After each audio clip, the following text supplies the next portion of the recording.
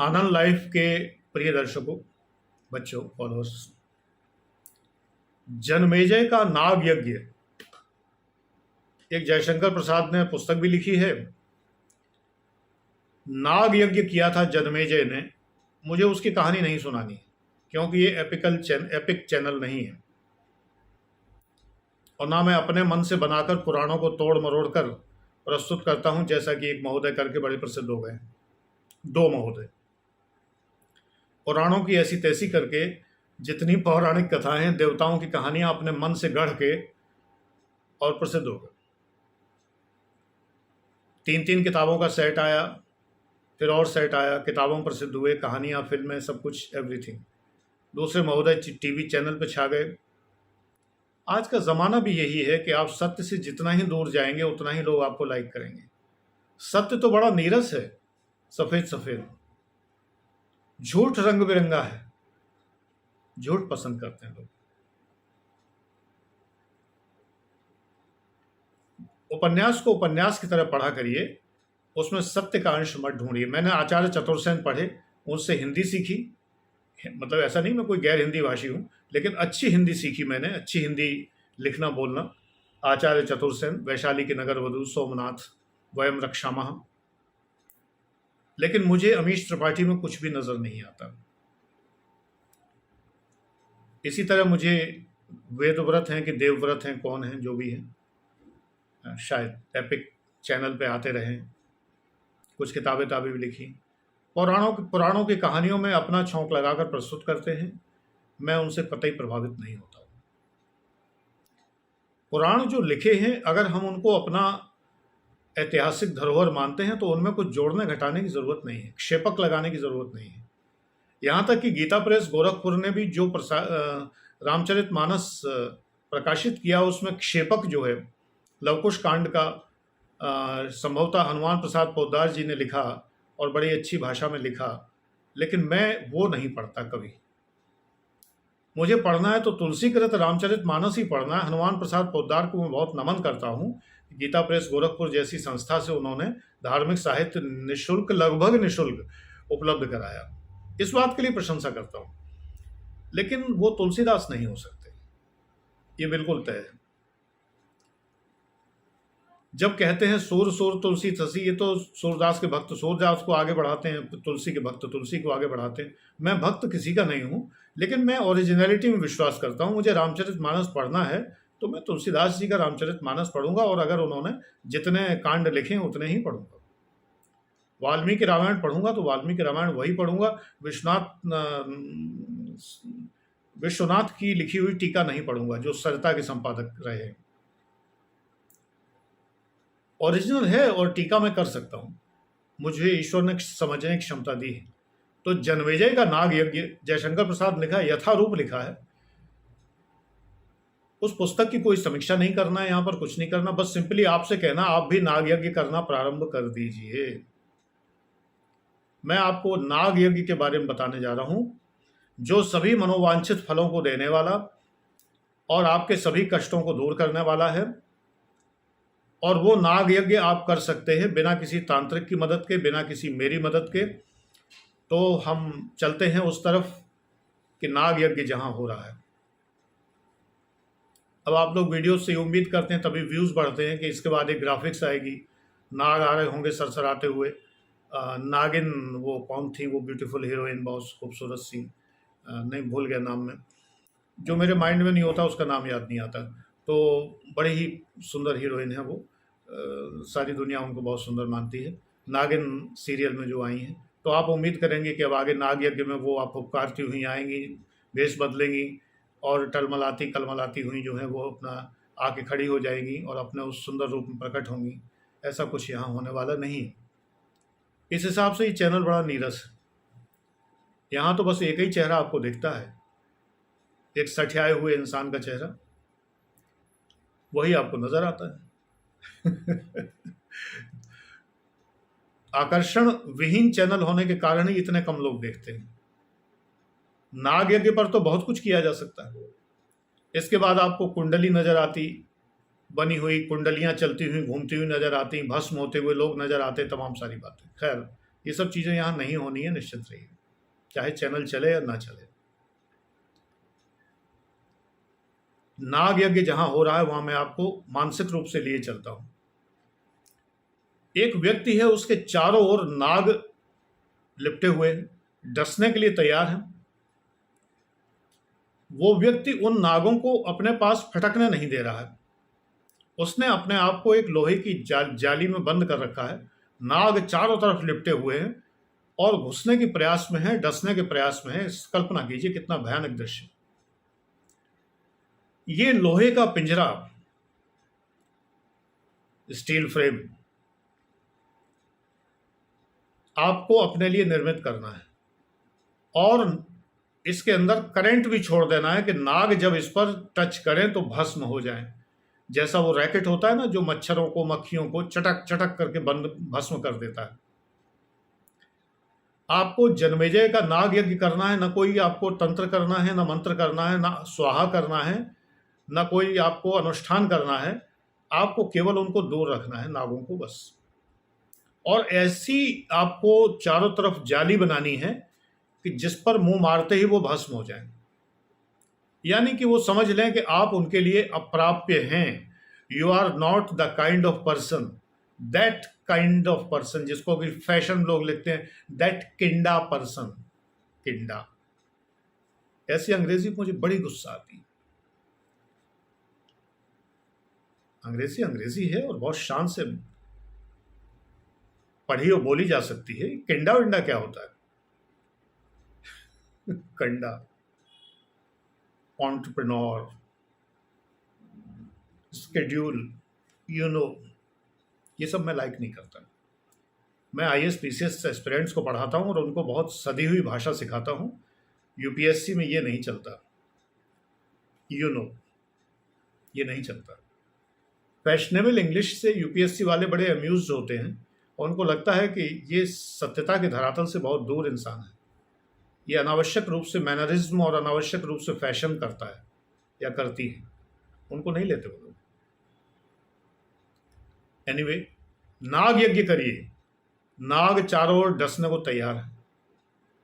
आपकी आलोचना करने वाले, आपको डिमोरलाइज करने वाले। अब इस बारे में ये ना सोचिए कि मैं आपको डिमोरलाइज करता हूं दूसरे चैनल पर, BTPUP पर, जिसका नाम सिवाग हो गया था बीच में, कि जब मैं कहता हूं कि क्या आप IAS होने योग्य हैं, आप में अगर ये कमियां हैं तो आप IAS नहीं हो सकते। मैं आपको सत्य बताता हूं, डिमोरलाइज नहीं करता। फिर भी अगर आप मुझे नाग समझते हो तो दूर कर दीजिए, कोई दिक्कत नहीं। चैनल अनसब्सक्राइब कर दीजिए। हर आदमी अपने चैनल पर कहता है सब्सक्राइब करिए, मैं कह रहा हूँ अनसब्सक्राइब कर दीजिए। It hardly matters, you know.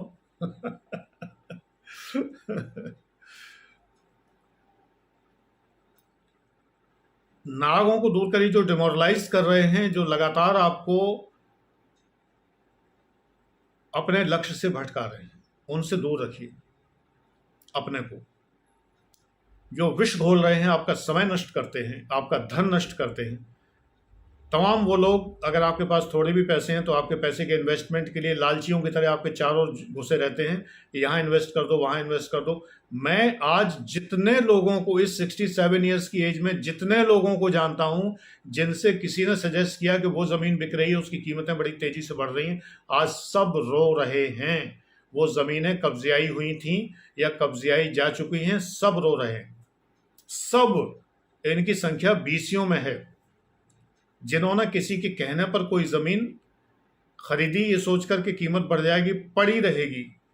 अरे पड़ी रहने के लिए नहीं है, बनवाने की हैसियत हो तो बनवा लो मकान। ताला डाल के तो रख सकते हो, चौकीदार तो रख सकते हो, ज़मीन पर तो सब है भूमि गोपाल की, किसी ने कब्जा कर लिया। ये नकारात्मक लोग आपका धन लूटने के लिए, धन छीनने के लिए, मन छीनने के लिए, शांति छीनने के लिए, रिश्ते छीनने के लिए, आप लोगों को तो बहुत अच्छा अनुभव होगा। तमाम बच्चे कहते हैं मेरी गर्लफ्रेंड फलाने ने उड़ा दी। कोई लड़की कहती है मेरा तो जीवन तब से बेकार हो गया, मेरा बॉयफ्रेंड मुझे बहुत चाहता था, इसके बाद एक वो किसी ने, मेरी सहेली ने ही विश्वासघात किया और वो मेरे बॉयफ्रेंड को ले उड़ी। तो आपका तन मन धन छीनने के लिए, लड़कियों को तो कंधा देने को जाने कितने लड़के तैयार रहते हैं। जरा सी आंखों में आंसू आई, पहले रुमाल निकलेगा जेब से और फिर कंधा है, ए शोल्डर टू क्राई, आ जाओ यहाँ। और लड़कियों को जाने कितना दूसरे कंधे पर रोने में मजा आता है, बाद में वही लोग कंधा दे के सीधे शमशान पहुंचा देते हैं। पहचानो भाई, तुम सशक्त नारी हो, तुम्हें किसी के कंधे की जरूरत नहीं है। रोना है तो माँ बाप के सामने रो लो। जरूरी है कि कोई लड़का ही हो रोने के लिए? और लड़का तो छोड़ो, जाने कितने बुढ़ों के कंधों पे रोने लगती हैं लड़कियां। तमाम रिश्ते में मौसा फूफा टाइप के लोग जो हैं, ये जाने कितने रिश्तों को काला कर चुके हैं, सिर्फ इसलिए कि लड़की दुखी हुई तो उसे एक कंधा चाहिए। She is desperate in finding a shoulder to cry.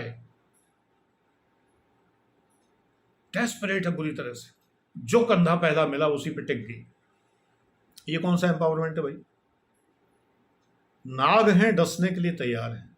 नाग यज्ञ करिए, इनको हवन करते जाइए। स्वाहा एक नाग भस्म, स्वाहा दूसरा नाग भस्म। इन नागों को भस्म कीजिए जीवन से। नाग हैं और शिकारी औरतें लड़कों को भस्म करने को तैयार बैठी हैं।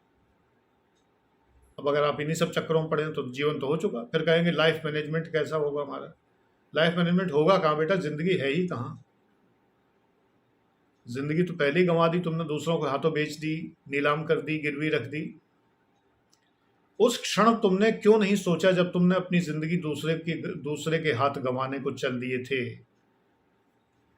जब दूसरे के लिए दूसरे के हाथों गिरवी रखने के लिए तत्पर हो गए थे, तब नहीं सोचा कि जिंदगी का आगे क्या होगा?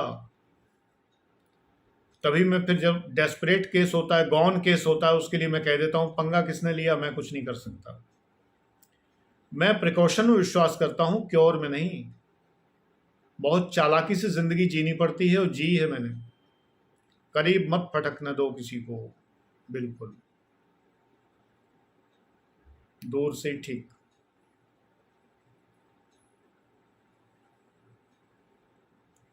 अभी पिछले कई सालों में सोशल मीडिया से कई बच्चे करीब आ ही रहे हैं, लगातार आते हैं व्हाट्सएप के माध्यम से या क्लास के माध्यम से या मेरे पेड क्लासेस में आते हैं।